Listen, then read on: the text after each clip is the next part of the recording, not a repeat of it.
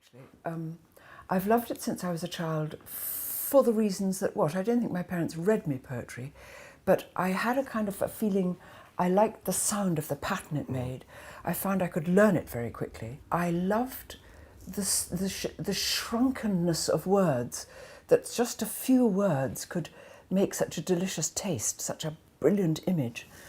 And I became a bit obsessed with it, and I am to this day. I keep poetry books beside my bed. I have a special little bookshelf which is only for poetry, and I love it. I want people to learn it. Does it comfort you? I love it. I take it particularly on trips and trains, and when I do my long documentary series, which quite often take me out of the country for 3-4 weeks at a time.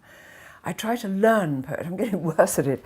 I used to have a photographic memory and I could just absorb it. You used to memorise poems? Always memorised it, At yes. school, presumably? At school, well, you had to do it as a punishment sometimes. But that was a delight for me, because if they gave me one to learn as a punishment, I'd learn 3 and go and speak to the prefects like that.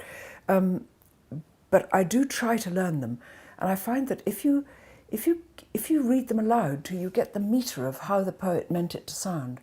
There's a big debate: should poetry be read through your eyes and into your head, that silent voice, or should it be declaimed out loud? And interesting people like Ted Hughes have put together things that are for saying out loud. They made compilations of poetry for declaiming, or poetry that is really to be absorbed. And do you sometimes walk around saying them out loud? No, I haven't quite reached that stage yet, but it's obviously coming upon me pretty soon. But whenever I can, I bore people to death. I think you've chosen a poem by John Masefield, who I remember studying at school. Yes, I love John Masefield, but this is one of the earliest ones, and what I love about this is it's 3 verses. It's called Cargoes, i.e. the stuff that ships carry on them, in the days when there were no aeroplanes to take stuff around the world. And he captures completely 3 different kinds of ships with 3 different kinds of cargoes. Listen especially to the last verse, because what I love is that when he comes to the British, the little kind of dirty ship in the channel, everything is staccato, chop, chop, chop words. So while the first 2 verses are languid and luscious from sort of Central Asia and Palestine and places, the last one is chop, chop, chop. Brilliant. He's a brilliant man. So it's called Cargoes. Quinquereme, incidentally, quinquereme means 5 ranks of oars. So you can imagine 5 rows of galleys of slaves, dipping and pulling. Quinquereme of Nineveh from distant Ophir, rowing home to haven in sunny Palestine, with a cargo of ivory and apes and peacocks, sandalwood, cedarwood, and sweet white wine. Stately Spanish galleon, coming from the isthmus, dipping through the tropics by the palm green shores, with a cargo of diamonds, emeralds, amethysts, topazes, and cinnamon, and gold moidores. Dirty British coaster with a salt-caked smokestack butting through the channel in the mad March days, with a cargo of tyne coal, road rail, pig lead, firewood, ironware, and cheap tin trays. Great. Great. You're right, all that lovely alliteration in the first 2 verses, very sensuous, and then suddenly you're brought up completely to a halt. Ugly, messy, very good. Wonderful. Yeah.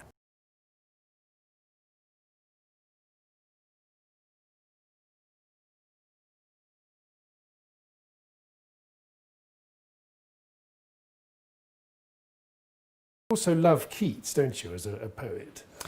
I love Keats, and funny enough, it was my sister, who's a tremendous bookworm, who said, Keats is much overlooked. He's one of the finest poets there ever was.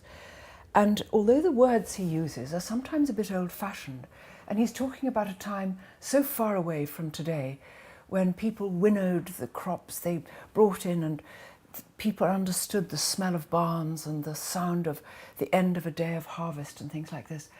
His evocation of evening and autumn and the heat of an English summer fading away is staggering. The end of a hot year. Well, I'd love you to read that very famous poem, Ode to Autumn. Season of mists and mellow fruitfulness, close bosom friend of the maturing sun, conspiring with him how to load and bless with fruit the vines that round the thatch eaves run, to bend with apples the mossed cottage trees, and fill all fruit with ripeness to the core, to swell the gourd, and plump the hazel shells with a sweet kernel, to set budding more and still more later flowers for the bees, until they think warm days will never cease, for summer has o'erbrimmed their clammy cells. Who hath not seen thee oft amidst thy store? Sometimes whoever seeks abroad may find thee sitting careless on a granary floor, thy hair soft lifted by the winnowing wind, or on a half-reaped furrow sound asleep, drowsed with the fume of poppies, while thy hook spares the next swathe and all its twined flowers. And sometimes like a gleaner thou dost keep steady thy laden head across a brook, or by a cider press with patient look thou watchest the last oozings, hours by hours. Where are the songs of spring? Ay, where are they? Think not of them, thou hast thy music too, while barred clouds bloom the soft dying day and touch the stubble plains with rosy hue. Then in a wailful choir the small gnats mourn along the river sallows, borne aloft or sinking as the light wind lives or dies. And full-grown lambs loud bleat from hilly bourne, hedge crickets sing, and now, with treble soft, the redbreast whistles from a garden croft, and gathering swallows twitter in the skies. Listening to you, one can see why so many people think it's one of the most perfect poems in the language. I think Harold Bloom, the American professor, says it's the most perfect, shorter poem in English. Well, I think Harold's absolutely spot on. I think there's something about the exceptional observation of things like little gnats and swallows. That attention to detail. Absolutely beautiful. Yeah.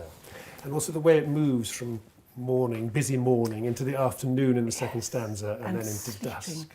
And there's a very famous painting, and it's not Rossetti, somebody, one of the pre-Raphaelites, of a drowsing woman with poppies. She's asleep and she's just absolutely in slumber. It's called Golden Slumber or Harvest or something. A very, very famous pre-Raphaelite painting, and I know that comes from this. Yes. That's the one. She's been cutting and the poppies and you're so tired and you just rest your head. It's just enchanting. Wonderful. It's almost as if it becomes autumn. It is.